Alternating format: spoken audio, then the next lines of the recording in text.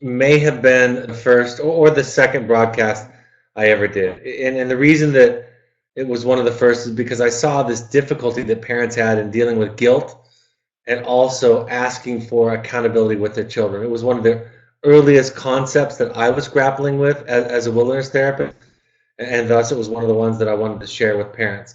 I think there's this nexus, this intersect between parental guilt with accountability, with even the subsequent self-esteem that comes out of a child being accountable and doing hard things. And so that's why this webinar has so much history for me. It became one of the chapters, became the basis for one of the chapters of my book. And so I'll get right into it with that backdrop.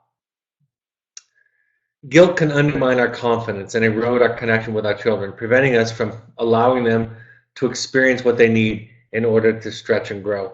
Early in my career as a wilderness therapist, I was surprised to find that parents struggling with guilt had a hard time connecting to their children, had a hard time seeing them.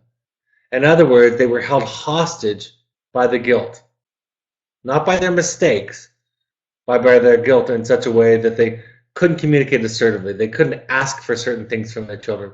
They found it difficult to set a bar in terms of expectations of the way that they were treated in their own home. Because they argued, I've done so horribly as a parent, I've hurt them in this or that way. That wasn't all the parents that I was dealing with, but there was a large percentage, a large segment of the parents that I was dealing with that had this kind of a reaction. And I want to say something else. Sometimes guilt manifests itself in exactly the opposite way, meaning that sometimes parents won't take any accountability, won't be able to apologize, have a hard time being wrong or bad or human in the process. And so while it might not look like guilt, the defense, the wall, the inability to see oneself as human and whole and have compassion for those loved ones that we have in our life that have to deal with that human part of ourselves, that's also a sign of guilt. The opposite of this, both this kind of guarded guilt that I'll call it, and this crippling guilt that I'll call it, the opposite is a healthy and well-developed self.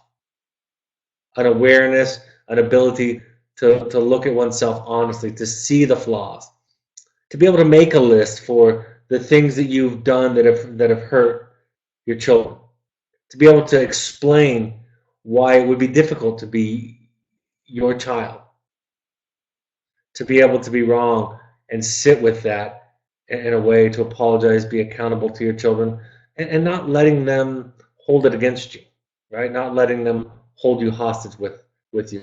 So guilt became one of those early barriers. This is a quote, there's a piece of this quote that's in my book, but I didn't use all of it.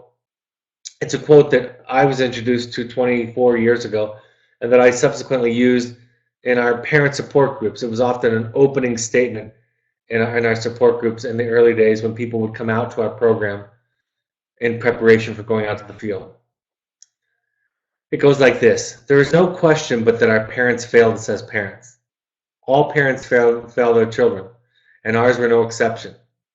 No parent is ever adequate enough for the job of being a parent, and there is no way not to fail at it. No parent ever has enough love or wisdom or maturity or patience. No parent ever succeeds completely. As kids, we needed more mothering than our mothers could give us, more fathering than our fathers had to offer, more brothering and sistering than we got from our siblings. Part of our task in growing up thus comes finding our own sources of parenting to add to what our mothers and fathers were not able to give us. We cannot wait for our parents' permission to grow up, he goes on. We need to decide on our own to find other people to parent us, to find other people to give us what our parents couldn't. To grow up isn't easy, but in order to do that, we must forgive our parents. And here's one of my favorite lines from this. We must forgive them for our sake, not theirs. When we do not forgive them, we are still expecting all of our parenting from them. We are clinging to them in the hope that if we wait long enough or do enough of the right things or make them feel guilty enough, they will finally come through with enough parenting for us. But this is impossible. And in order for us to be really free to find other sources of parenting, we must forgive. I would often ask people their reaction to this, and I got quite a few reactions. One is parents not relating to it, believing that their parents were, I don't know if they would say perfect, but definitely weren't in need of forgiveness. That their parents were so close to the ideal that there was nothing to forgive them from. Other parents felt guilty about this, felt blamed and criticized by this, which I always found to be interesting. Because for me, and for the majority of the parents, it was a liberating idea. The idea that we can't be perfect. And the idea that forgiveness or transcending our lack of perfection was the responsibility of the child. So we really can be accountable, empathic, understanding, compassionate. We can acknowledge where we've made mistakes. We really can do that. And it's my experience very clearly that the more work one does, the more aware one is of the nearly infinite amount of mistakes that one makes. That's at least been my experience as a person and also as a therapist. I had a client say to me not too long ago, my awareness has increased. And somewhere trailing slightly behind that is my guilt, me letting go of guilt, excuse me, that I'm letting go of guilt with more awareness. And what I said to her was, let's be clear. You had to do some battle with shame. You had to in order to create and allow for that awareness. Guilt and shame block awareness, right? They get in the way of our ability to see ourselves, the need to be good or to be right. So the idea here is letting go, embracing our humanity, our humanness, our faults and flaws, not being held hostage by them. I've had people, when I talk about this idea of the mistakes that I make or the mistakes that people make, I hear people say, don't be so hard on yourself. You know, you're not to blame.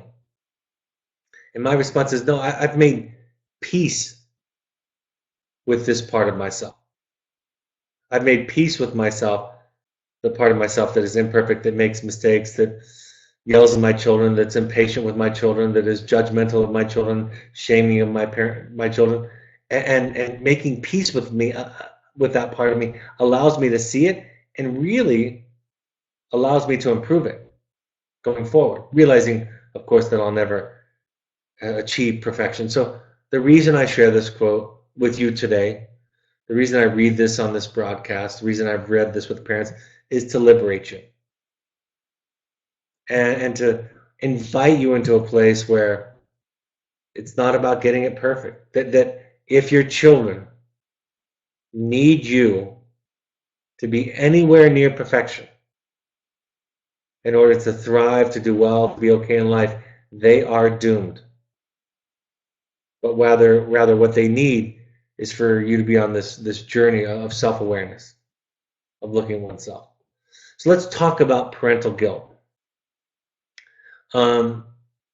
This idea about that we can be the perfect parent, and that our child's struggle. So many parents that I work with, of course, get to the point of saying, "What did I do?" That's a valid question. It's one that I ask all the time of myself and others. What did I do? But not in the context of necessarily this kind of one for one equal, this is what your child's issue is and this is what their problem is and this is how they're going to struggle.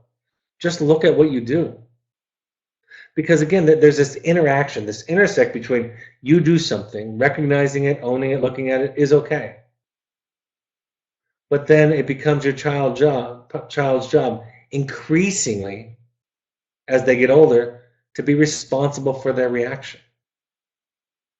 And again, I am not talking about this in some kind of dismissive way, like, hey, that's your problem or that's your deal, but rather from a clear place where you can say, I see how I've hurt you. I see how I make mistakes. More and more every day I see how I make mistakes, and I'm sorry. I'm sorry for what it's done to you. And then leaving it there. And the implied fill in the gap there is, you don't say these words, but now it's yours to deal with. And what are you going to do about it? As a therapist, I really can get away with saying that to your children. Empathizing, understanding. Early on I thought I had to be a detective and kind of figure out this equation about how much was true about the parent, what the child was saying, and were they really to blame to the extent that the child was saying. And I was going to be a sleuth. I was going to find out the answers to that. And what I really realized really early on was, it doesn't matter. What matters is the child's hurt, the child's struggling, the parent can't get everything right. And now I would turn to the child, and in essence, with that backdrop and foundation of empathy, say, what are you going to do about it? Sometimes I would say to children early on, I know your parent's an idiot. I get it. I get the point. And you're an idiot. And I'm an idiot. And you're going to have peers, boyfriends, girlfriends, teachers, professors, bosses, coworkers, employees, neighbors, police officers. You're going to have all sorts of idiots. And so the question eventually becomes, how are you going to deal with that? Like, what are you going to do with that? And kind of placing it back in their hands and really empowering them. And there's just kind of this fine line where I would do that, where I was trying to empathize and be compassionate, but also shift the responsibility or the accountability for the burden. I talk about this in the letter writing broadcast, writing letters to your children. It's one of the exercises or exchanges during our program where you really get to look at the landscape and the relationship. And early interactions are often where a parent tries to be too careful, tries to get it right, tries to get a precise reaction, feeling, response from the child. And when that dynamic is present, you can see the back and forth. You can see the child holding on to that and using it. So I encourage the parents just to write a bad letter. In other words, write an honest letter. That's really what I mean about writing a bad letter, is write an honest one, a clear one, an assertive one, an authentic one. I say bad in the sense, just give up on getting it right or being good. I love this adage in working with very difficult relationships, people in our lives that we find very difficult to deal with. You cannot win, but you can choose how to lose. You cannot win, but you can choose how to lose. When we embrace that, when we embody that, we tend to be more authentic. I had a father recently talking about potentially being manipulative with his child. Not even in a punitive way, really in a loving way, wanting to infuse his child with confidence, right, with self-esteem, self-worth. And so this father heaped on praise and encouragement. And what the son could sense was this sort of manipulation, like, you're trying to get me to feel and think a certain thing. And while it comes from, of course, a well-meaning place, it really does erase the child, doesn't see the child, doesn't allow the child to struggle, doesn't require the father or the mother to sit with the discomfort. So as we detach, as we learn to accept our badness, if you will, we stop measuring ourselves by how our child responds. We allow it to inform us. We allow how our child responds to cause us to ask ourselves questions. That's okay, but it doesn't dictate. It doesn't determine. It's not a measure of how we're doing in a given moment. And so there's a subtle but absolutely important distinction between those two things.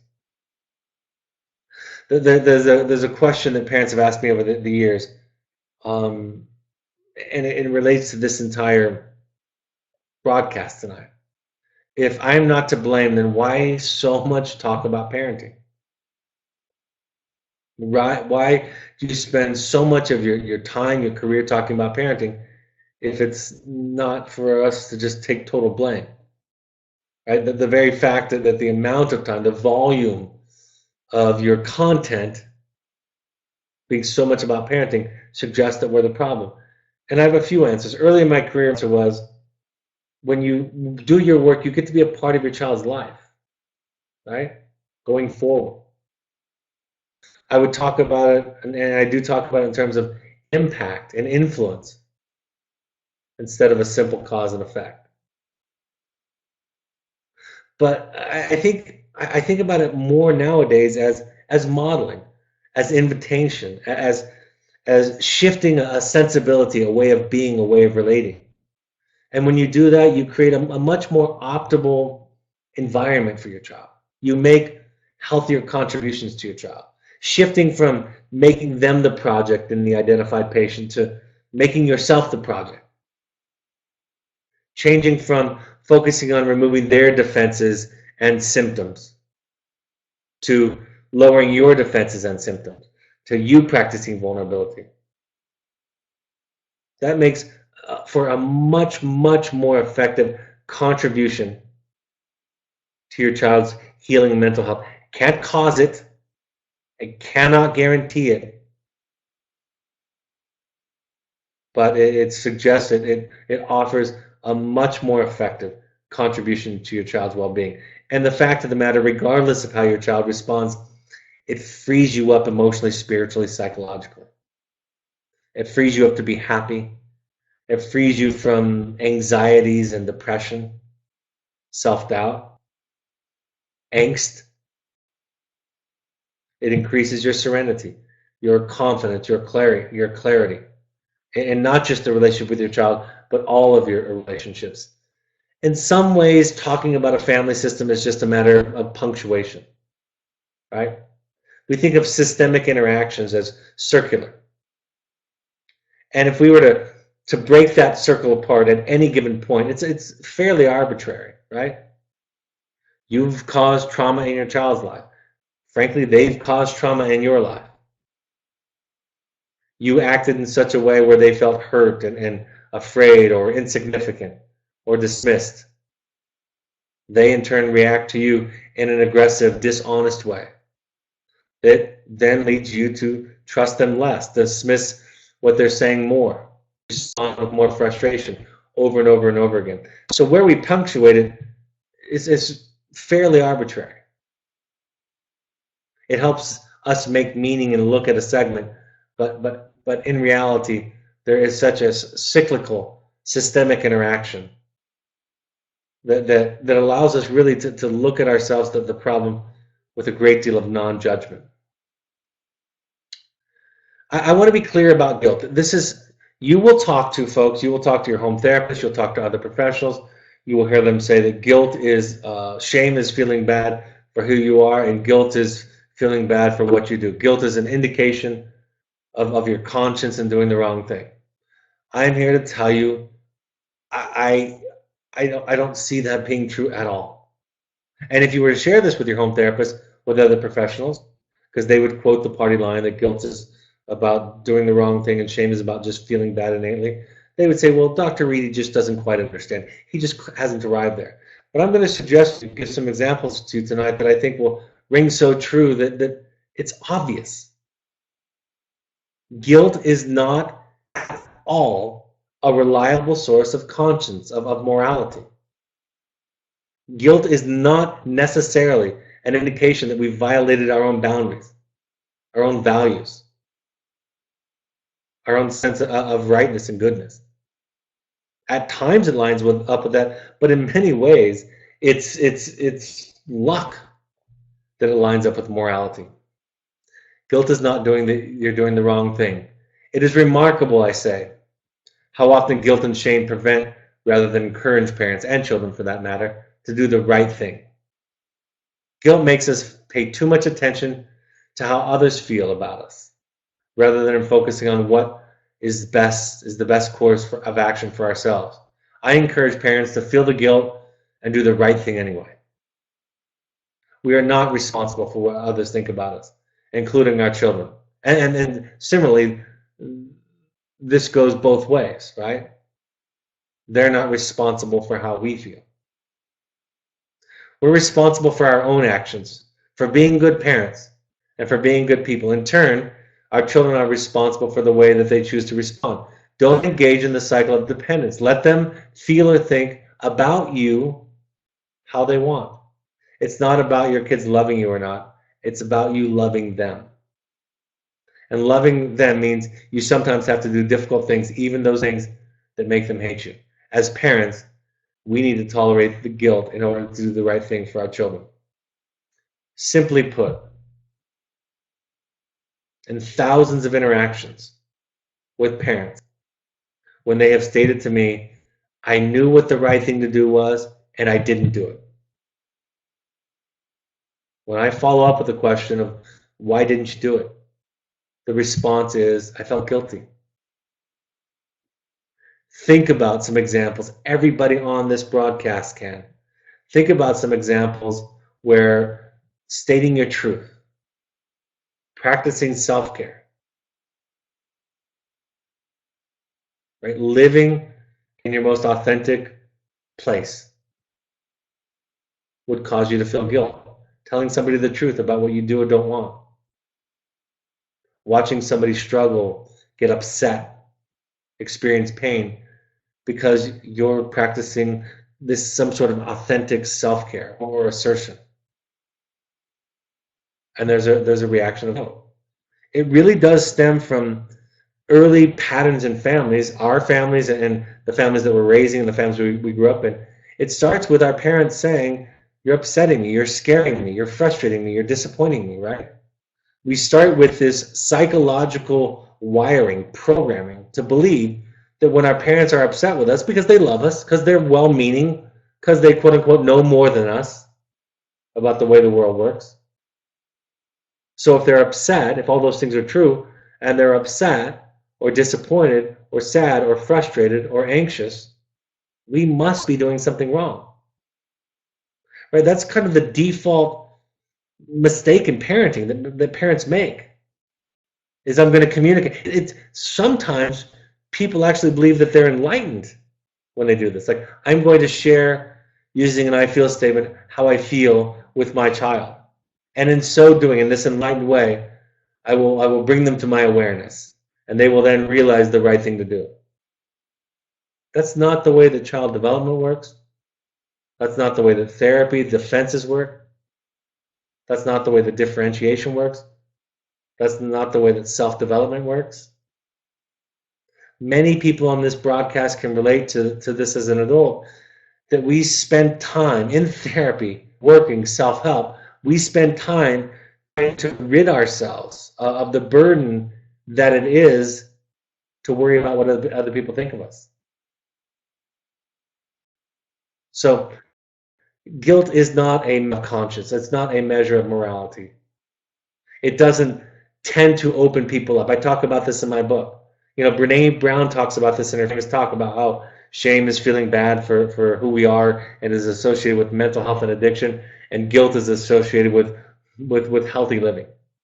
And then she asked the audience at her famous TED Talk. She says, how many of you, if you felt guilty for something you did, would essentially apologize and make an amends? And the camera pans to the audience, and the entire audience raises their hand. And I'm thinking, who are these people married to? I want to see these relationships where somebody feels guilty and their first instinct is to admit to it, own it, and apologize. Yeah, that happens sometime. But plenty of people who feel guilty find it very hard to make an amends because they're compromised, because feeling bad about what you do is tied to who you are, right? Like, I can't be that person who does that to somebody, who hurts somebody in that way, who lets somebody down in that way, right? That's the thinking. So this separation from guilt and shame, I'm over it.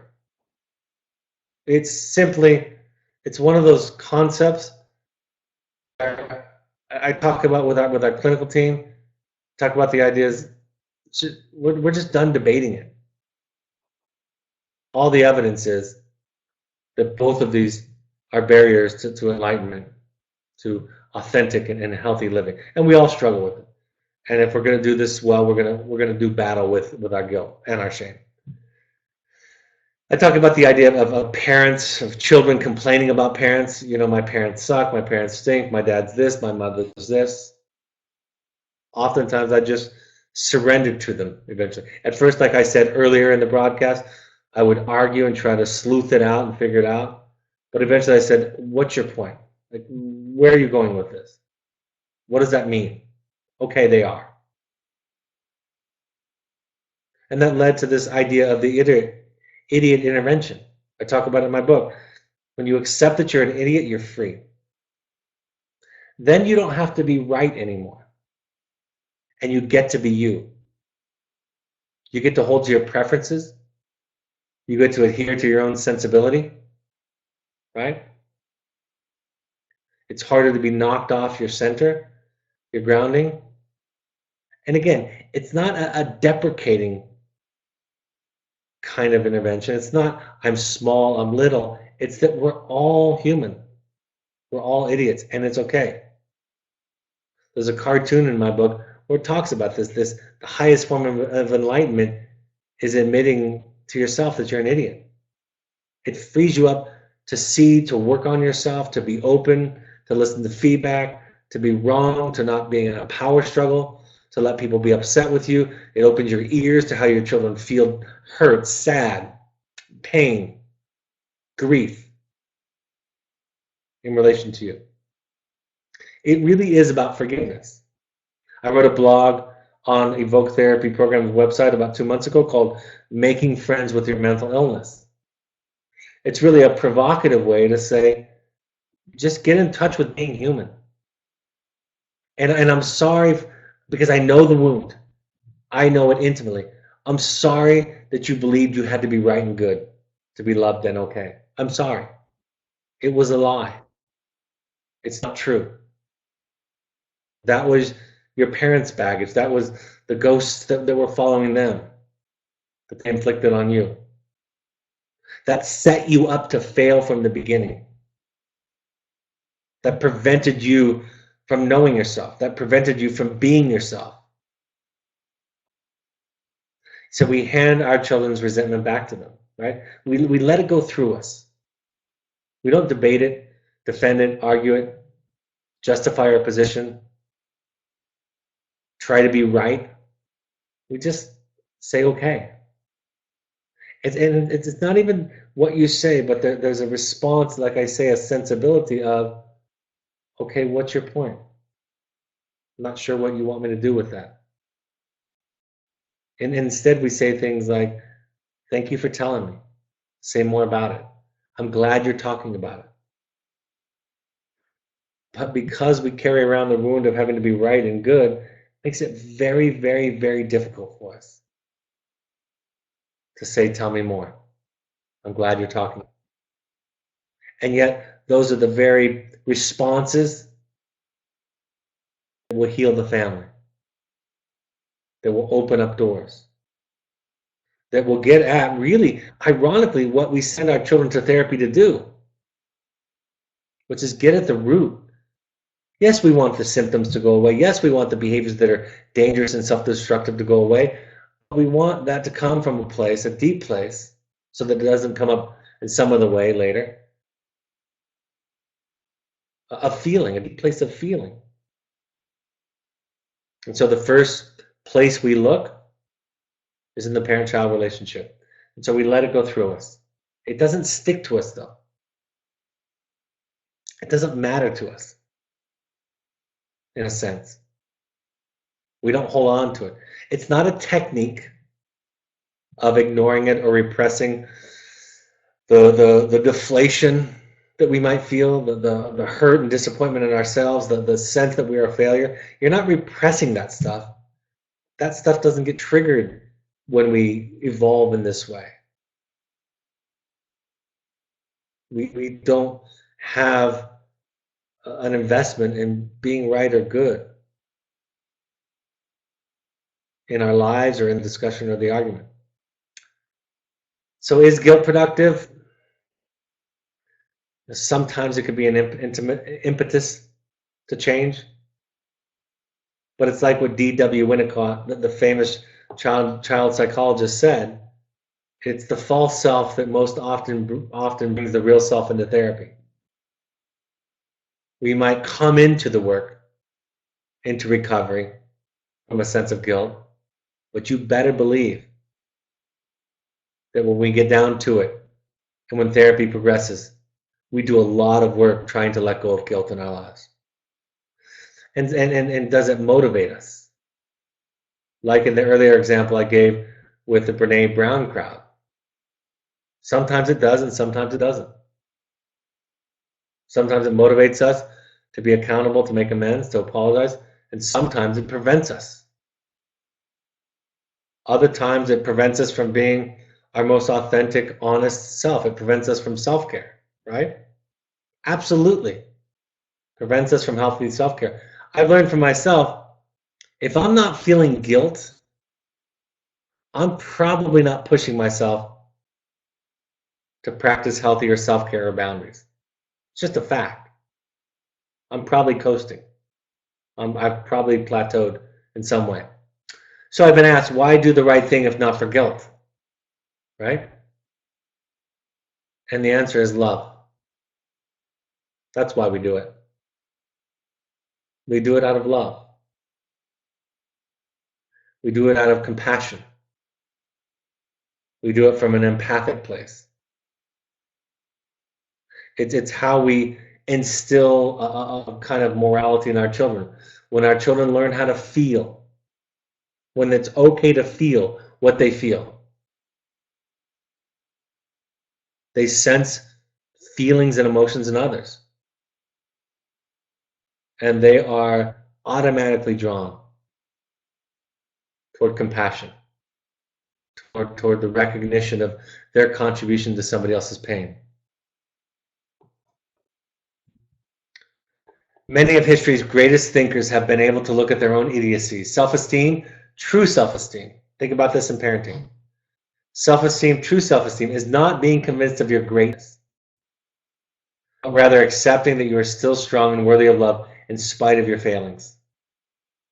This position is helpful when somebody criticizes you, as you are neither destroyed by one's judgment nor do you become defensive. The idiot intervention is one of the best ways to end a debate, since you are agreeing with one of your child's most repeated hypotheses. In other words, when you admit to your child that you're an idiot, you're not going to get an argument. And so enlightenment, awareness, emotional, psychological evolution is about accepting this aspect of ourselves. Like I said, I'll talk about parenting as an end, but not a means to an end. I absolutely will talk about the fact that, and I think that I've even evolved in this thinking, right? Earlier on, I tried to kind of soften the edges with parents who were struggling with some of the ideas that I was sharing. And now I'm at this place personally where it's like, yes, we dent our children. You cannot not dent your children. And if you take a line of thinking, a line of parenting, and you got to do it over again and you reversed it, you would just find another way to dent them. I've done that. I had the pleasure of raising children. I have children spread from the age of 25 to 10, so I've been doing this for a long time. And my younger children have a very different parent than my older children. And I, in some ways, reversed some of the early themes and mistakes in parenting my two older children. But guess what? Just messed it up a whole new way. And that's not abdication. That's not me resigning myself to, I'm never going to look at it, I'm never going to grow. That's just me leaning into it. Right? That's me getting into discussions with my children, my therapist, my wife, often just saying, tell me more. Yeah, I know. Like I've said this recently, this came from my wife recently. I know, if you hear nothing else today, I want you to hear this. I know that the things we're asking you to sacrifice, the defenses, the walls, the barriers, the symptoms that we're asking you to discard, to get rid of, were in part protection from the things that we did that wounded you. I'll say that again. I know as a father that the things that I ask my children to discard, the defenses, the wounds, the barriers, the symptoms, I know that some of those, many of those, were created in part to cope with having me as a father. And that kind of compassion, I've talked with my children about this lately, that kind of compassion is wonderful and doesn't rob me of saying, you're still accountable, right? It doesn't mean that I can't require certain behavior in the home and in relationships. I'm still allowed to do that. And so if our compassion, if our empathy robs us, if our guilt robs us of our ability to set healthy boundaries, it's not a healthy contribution to our lives. I love what Immanuel Kant says, the philosopher. He says, act in such a way that you treat humanity, whether in your own person or in the person of any other, always at the same times as an end and never merely as a means to an end.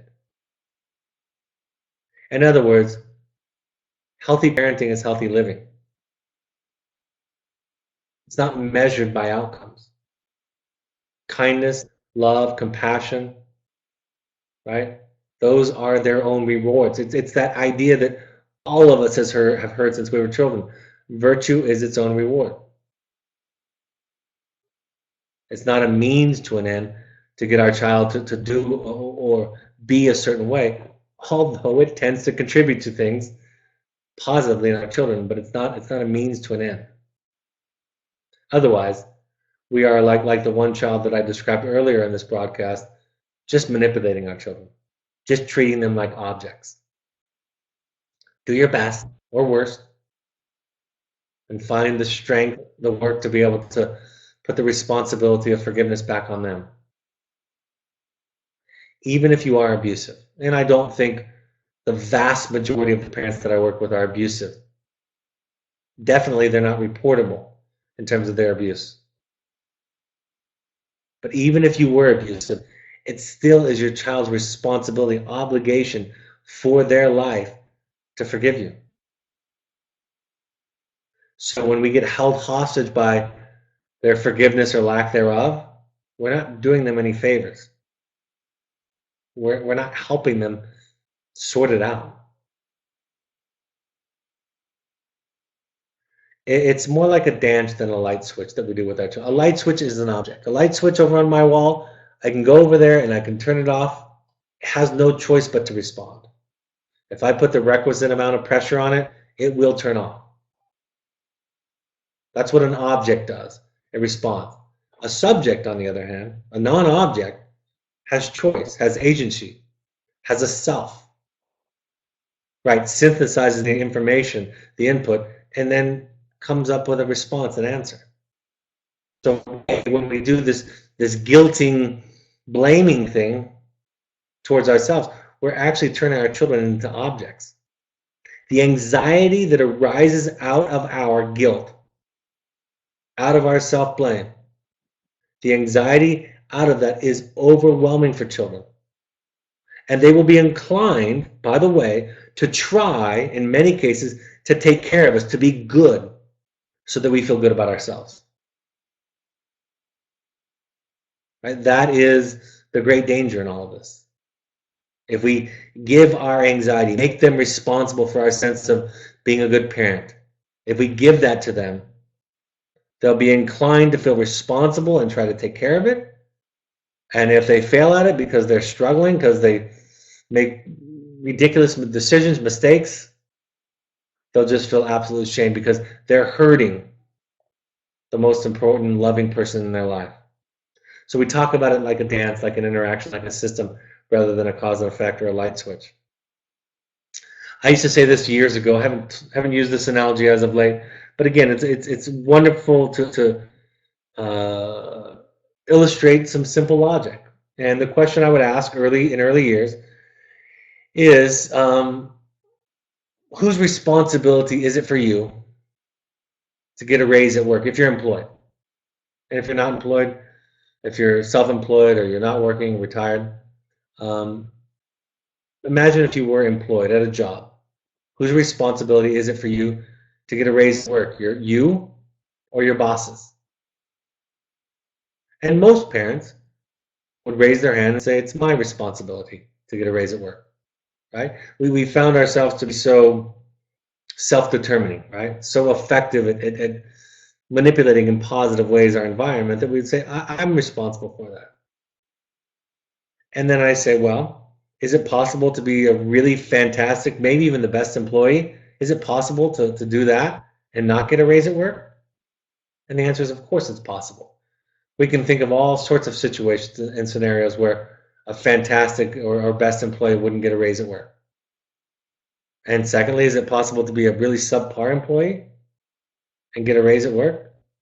And we can think again of many scenarios where less than optimal employees, suboptimal, subpar employees get raises or could get raises.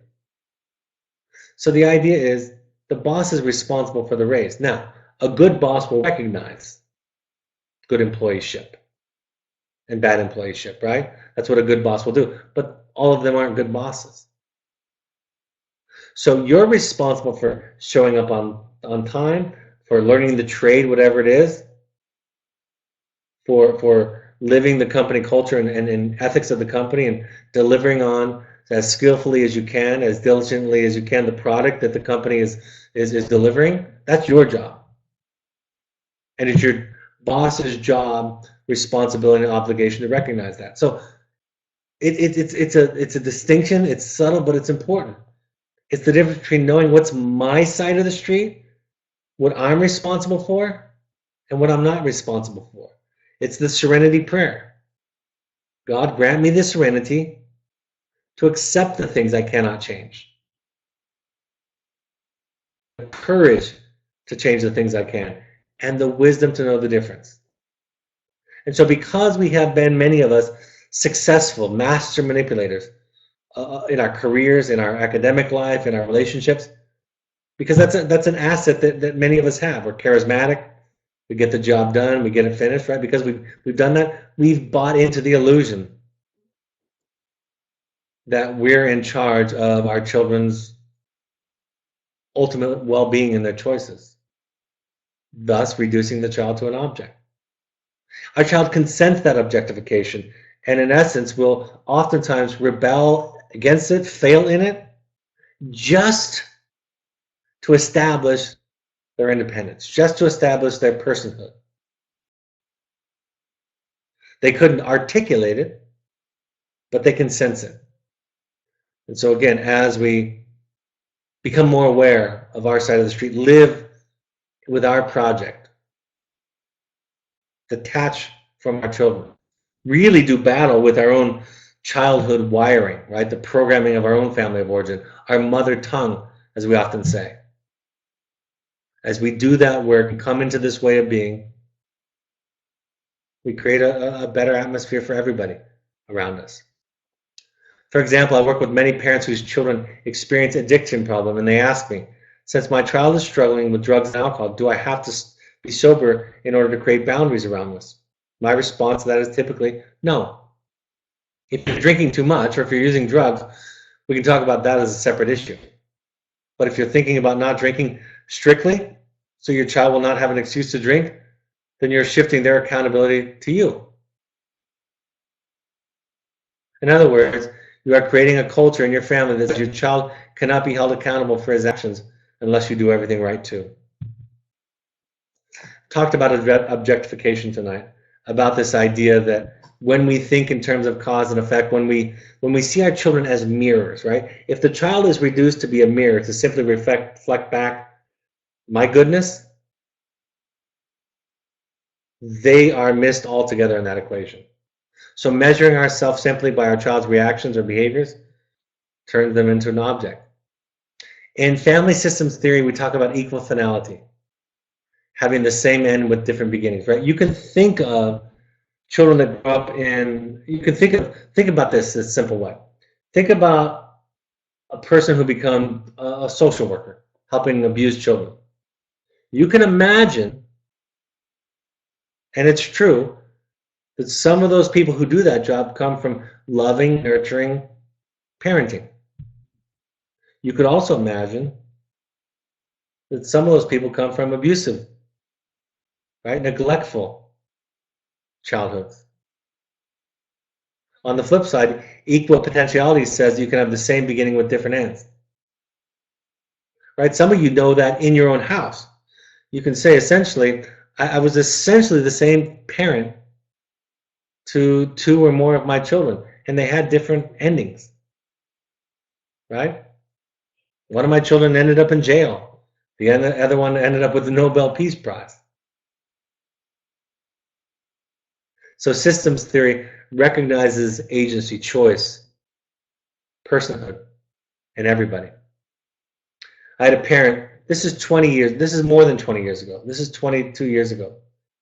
A parent describing, listing off all of the things that happened to their child, a car accident, the death of a parent, just listing all these horrible, tragic traumas in this child's life. And the parent said, that's why my child is here. And I said, wait a second, not precisely. Your child is also here because he's violent, because he's addicted to using drugs, right? There are some children who don't end up in treatment who have various levels of trauma. It's how we attempt to solve the trauma, cope with the trauma, that defines our mental health or wellness or addiction. Listening and connecting can come when you forget yourself and hear them in a way, and hear them what they are saying. So when we get over ourselves, we get past ourselves, we open our ears up to hearing and seeing our children. When we have an investment of being a certain way, being seen a certain way, it can become very difficult to see and hear the child. What I try to avoid, however, is talking to people about being good parents in the context of raising good children. The two things are separate, and I discourage the harmful and objectifying cause and effect thinking in parents. Accountability is the relationship between the child's self-esteem and parental guilt. Again, if guilt prevents you from asking tough questions of your child, from asking or expecting or requiring certain behaviors, you do nobody a great service. And to some extent, many of us struggle with that. It's also okay to be accountable, but not to blame, right? I think blame has a shame connotation to it, right? I know I dented my children. I know sometimes I lash out in anger. I know I intimidate. I know I shame sometimes. I know I have rigid thinking. I know I have a hard time following through on consequences. I know I hand over my self-esteem to my children sometimes. That's true. I can own it. I can sit with it. I can admit to it. I can write about it. I can give my children the gift of acknowledging that. And I'm not to blame for your life, right? You still have to figure it out. In spite of me, it's your responsibility to grow up. You know, I think accountability, we changed the letter of accountability to the letter of awareness last year because I wanted an emphasis on what was going on versus some kind of accounting, right? Some kind of admission, confession. I wanted it to be more like, here's what was going on. Here's the behaviors that led to me getting sent here, but here's where it came from. Here's what I was trying to do. It's not justification, making excuses. It's just describing at a high level of awareness what went on. Like I said, if you do this work, to the extent that we do this work, we get to be with our children. We get to learn and grow. We get to be free. We don't tell our children how we feel to get them to change, to give them a sense of obligation to make us feel better. We tell our children how we feel so we can be present with them and more intentional in our parenting. So the take-homes. Give your child the gift to love you, to challenge you, to suffer, to feel, to be angry with you, to hate you. The gift to be separate from you and thus find themselves. Get your support and validation from someone else. Manage your anxiety, worry somewhere else, so that when you come back to your child, you can be there for them instead of the reverse, them being there for you.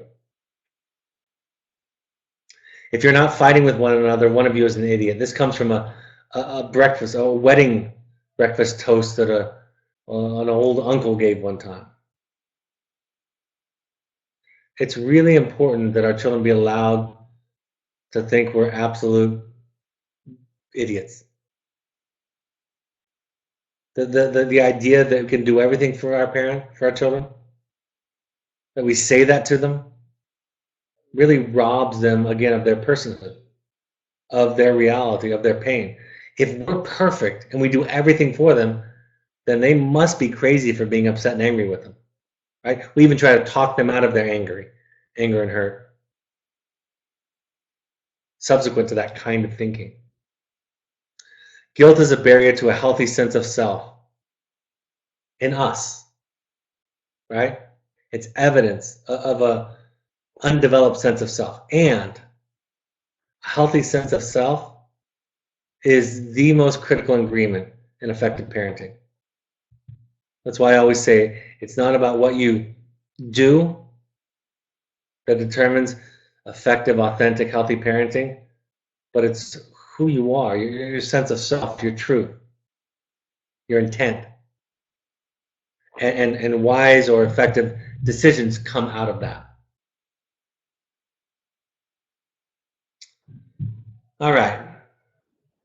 My oldest son, I'll go to questions if you have any. My oldest son suffered a very ugly divorce and toxic father thereafter. As a 28-year-old adult, he is very needy towards me, wanting my validation and affection. I feel both tremendous guilt for what he went through by my choice of spouse and repulsion at his neediness. I cannot even bring this to the surface regarding a conversation with him. I cannot heal his neediness. All I can do is work on my guilt? It's a great, honest, deep question. And yeah, the short answer is it's just to work on yourself, to get free enough, to be there for him in a way that he needs. And whatever ghosts, voices, demons, dragons you carry around in your head because of your guilt, because of your own childhood and the message of you being good and right. You know, in some ways, I've said this to a client recently, and I mean this in a certain way, and I'll say this to you specifically and to all of you. There's nothing wrong with you.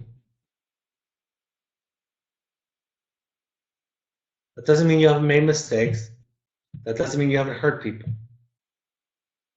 But on a fundamental level, there's nothing wrong with you. And if you and I could internalize that, it would be so much better for everybody involved. So that's what we do when we do our work, when we go to therapy. We show up in a context where we're okay. And in the context of being okay, we explore as much as we possibly can. And it takes a while. In my experience, not 6 months, not 6 weeks, not a year. I've been in therapy with this therapist for 20 years, probably another 7 to 10 years before that, kind of spread out. I only have another 30 or 40 to go before everything gets fixed. If every parent is an idiot, one parent asked, does it really just make them normal humans who make mistakes rather than idiots? Kind of like every kid makes mistakes.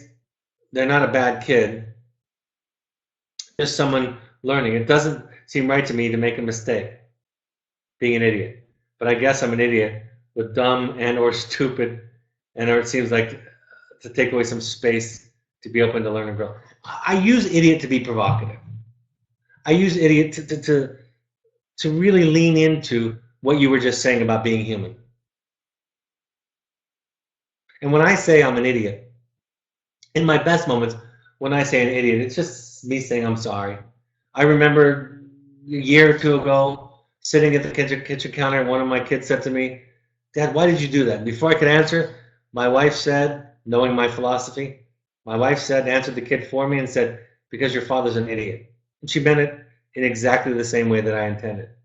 And I stopped before I explained my answer, which I was probably going to try to explain something. And I said, "Can't argue with your mother." It was disarming. And so I use it playfully.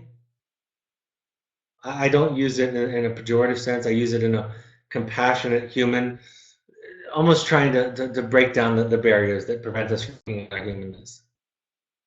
How do you see the relationship between guilt and regret? That's a good question.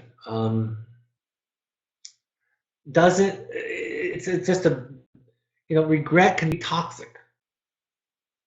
I had a student say to me this week, it's hard for me to regret the mistakes I made just prior to coming to a vote because as a result of those, I got sent here. And as a result of those, I'm learning what I need to know. So I think regret can be as dangerous. I think it's kind of a sister or a brother to guilt, right? Does it motivate you to love? Does it motivate you to be generous? Does it rob you of self-care? Does it rob you of healthy boundaries? Right? Those are the kind of questions that however you define the word, those are the kind of questions that we ask ourselves when determining if this is a healthy aspect of ourselves. In my experience as a human and as a therapist, guilt, regret, and shame all fit into a category that limit people's ability to be their best selves and be their best selves in relationships. At times. At times. And if it's true some of the time, it means that they are not reliable sources of self-growth. My issues with my son who has recent relapse is that he talks the talk but rarely walks the walk. Is it okay to call him on his inability to follow through on what he says, or should I remain quiet? That's a complicated question. It really depends upon the child's age, your relationship, if you're supporting them, if they're living in your home. I would encourage you to look at or listen to the broadcast on motivational interviewing. Attacking somebody's defenses sometimes reinforces them, sometimes inflames them. So it's not. I don't know from your question. It's a much more complex kind of thing. Is it coming from a place of being right, self-satisfaction? Are we taking away their dignity? Are we doing it to be right? Is it going to be helpful? Do we need to confront it in order to set a healthy boundary? That's another question. I try to teach that it's okay to set a healthy boundary, and you don't have to be right. You don't have to defend it. You can set a boundary with your son and his relapse without being right. It can just be your preference. That's really, really what frees people up to be in recovery for codependency, is just being themselves, not being right. I'm trying to work on my guilt of failing in parenthood. Welcome to all of us. Of failing at parenthood in many ways, but I understand my guilt isn't healthy. So is one way to work on it to grieve over my own poor choices? In a sense. Folks, not every therapist knows this work. But what I would say is find a therapist. I had a client recently say to me, describing some of their anxieties in relationships. And I asked them, I checked with them during the phone call, do you feel that way, that anxious way when you're talking to me? And my client said, well, no, because I can't make a mistake with you. Nothing could have made me happier. What he or she was saying was, in context of the relationship, the discussion with me, there was no right or wrong. It was just being. It's like the poem from Rumi where he says, there is a land beyond right and wrongdoing, I'll meet you there. Find a therapist where you can't make a mistake. And that's the place, that's the context that you'll heal and you'll be able to explore and let go of all of this. If your child is on their own and doing well but lacks the ability to attend to details when faced with a new step forward, should a parent always step in and help, or should you encourage them to handle the situation completely on their own? I know you might find this nitpicky, but I'm going to say it anyway. I really can't answer a question about should. A question that has should in it, I can't answer because there's no right. Should suggest that there's a right answer. The right answer is in you. The right answer is in your truth. And I know that seems like a cop-out, and I know that's probably not helpful in this broadcast, but the fact of the matter, it's the right, it's the only journey I know. The only one that works. So I don't know the answer, and I don't know what the goal is. The goal is, in this way of thinking, is to be a healthy parent, but that doesn't guarantee outcomes. So if you're measuring choices by outcomes, it's not really what we're talking about. What are some strategies to grieve a wish or a dream that will not happen? It's hard to let go of that sadness. I know. Stick with it. Keep listening. Keep attending. It is my experience. It is my experience that at some point, like many of the parents that I work with, you'll be grateful for the fact that your dreams did not work out the way that you wanted. I know that might seem strange. I know that might seem, especially to people that are new, completely contrary to anything that you're trying to accomplish here. But if you lean into it, if you practice radical acceptance, if you practice faith, if that's your paradigm, you can find the treasures that this detour, so to speak, has to offer. That's just my experience and the experience of thousands of parents that I've worked with and children. It's what a young 15-year-old boy said to me in session. I don't want to be here. In some ways, I regret the decisions that led to me getting here. But if I wasn't here, I wouldn't be learning what I'm learning right now. So it's really hard to regret or even be attached to what I thought was supposed to be happening. All right, folks, thank you for your questions. Upcoming, we want all parents to attend 6 12-step support groups while your child is with us. So do that as soon as possible. Start now if you haven't started. Attend 6 of any combination of the 12-step support groups of Al-Anon, CODA, or Families Anonymous. Go to the web to find meetings in your area. You can also go to NAMI.org to find classes, lectures, resources in your area that are helpful and affordable. Follow us on social media. All of these broadcasts are available on the podcast app on an iPhone or an iOS device. If you have an Android device, download the SoundCloud app and search Evoke Therapy Programs. On a computer, go to soundcloud.com and search Evoke Therapy Programs. On Twitter and Instagram, you'll find us at Evoke Therapy. Facebook, search Evoke Therapy Programs.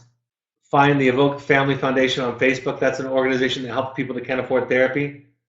Find that on Facebook. Go to our Evoke blog, check on it. New content comes up all the time. My book, The Journey of the Heroic Parent, of which tonight's broadcast was one of the chapters, can be found. You can buy my book, The Journey of the Heroic Parent, on Amazon. Audio versions are also available there.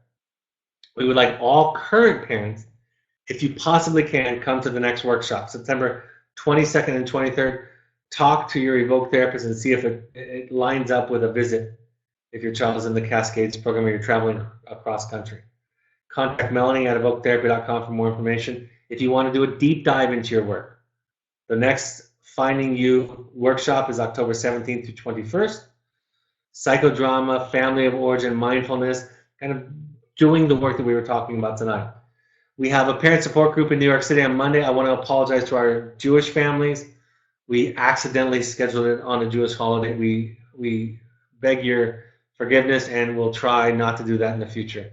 It was an oversight by the person who does my scheduling. I'll be in Birmingham, Alabama the last weekend in October. More on that to come. In Chicago on Tuesday, November 6th, 7 to 9 p.m. In Philadelphia on Wednesday, November 14th. Again, Melanie at evoketherapy.com for more information.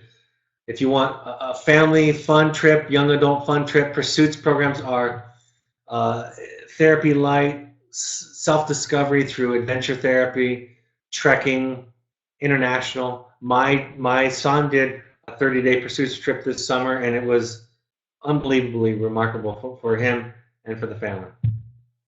All right, folks, I'll announce the next broadcast soon when I get a chance. It's good to be back. Good to be back. I've been back in the field for a week with my own group, and so I'm revisiting some of my roots of all of this work. Very grateful to be working with my teenage boys in Group 3 at Entrada.